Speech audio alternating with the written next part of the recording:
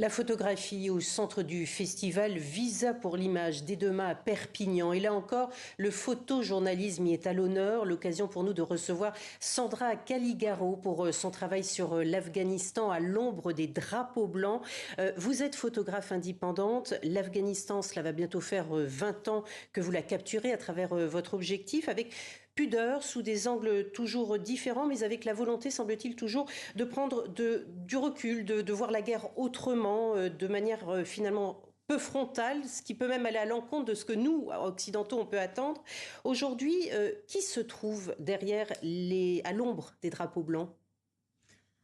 Ce sont essentiellement les femmes que j'ai photographiées, les femmes dans les lieux dans lesquels elles sont contraintes de rester, donc dans leurs intérieurs, mais également dans des écoles clandestines, dans des ateliers d'art qu'elles peuvent encore fréquenter, dans des salons de beauté clandestins aussi où elles vont. Voilà, c'est ce qu'on voit en photo. En parallèle, en fait, on voit également des extérieurs ou des lieux publics où les femmes sont absentes.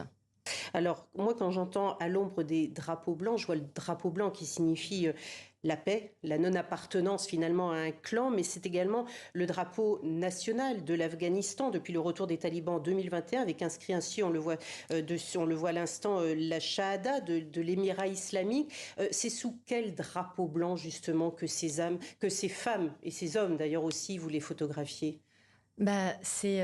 C'est tout tout le jeu de mots est là en fait. C'est évidemment le drapeau blanc, c'est la référence au drapeau de l'émirat islamique, au drapeau des talibans, mais également au drapeau blanc parce que qui est synonyme de paix.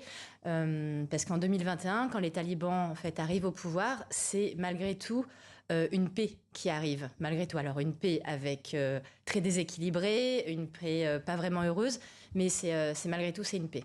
Une paix qui même durant un an, va faciliter le travail de photographe femme étrangère que vous êtes, puisque durant un an, les talibans, me semble-t-il, vont vouloir presque montrer leur côté moins virulent que précédemment.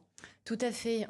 On parle de lune de miel talibane. Durant la première année, année et demie, les médias occidentaux, pas que les femmes d'ailleurs, tous les médias ont eu une facilité de travail.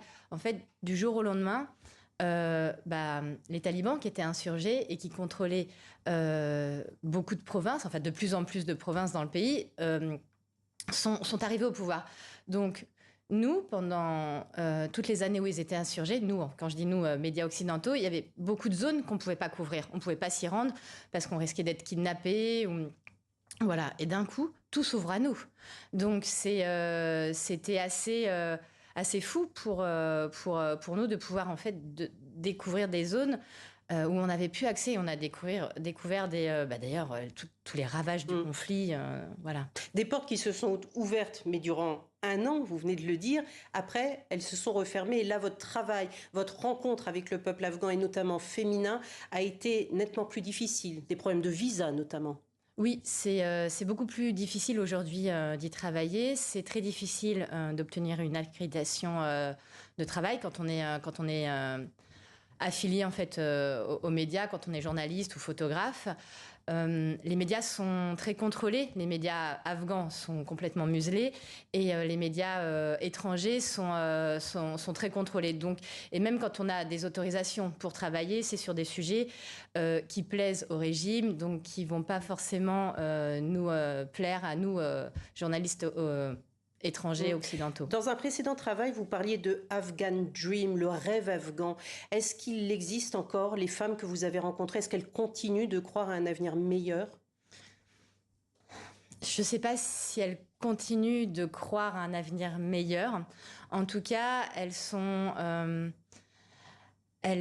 continuent de survivre et elles ne sont, comment dire, elles sont assez résilientes.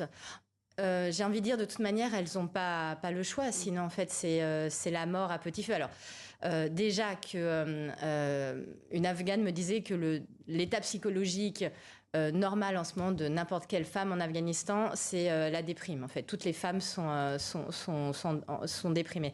Voilà. Après ce postulat fait,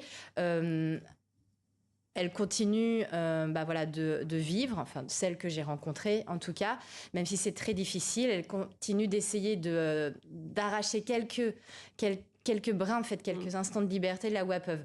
Et c'est des petits riens, en fait, qui semblent pour nous des petits riens, mais pour ces femmes qui sont beaucoup. Les hommes dans tout ça, parce qu'on a vu aussi dans votre travail des hommes qui chantaient du rap, qui allaient au concert, etc. Ces hommes-là, ils sont pas forcément aujourd'hui du côté de la rigueur des talibans. Pour eux aussi, parce qu'on parle toujours des femmes afghanes, mais pour eux aussi, c'est difficile, cette obligation, par exemple, de dénoncer. Bien sûr, on parle beaucoup des femmes afghanes parce que évidemment c'est primordial en fait. Mais il faut pas oublier que tous les Afghans ne sont pas talibans et que les hommes aussi souffrent de ce régime. Les hommes sont des pères de famille, sont des barils et pour nombre d'entre eux, ça ne leur plaît pas en fait d'avoir leur femme, enfin ou leur fille privée d'éducation.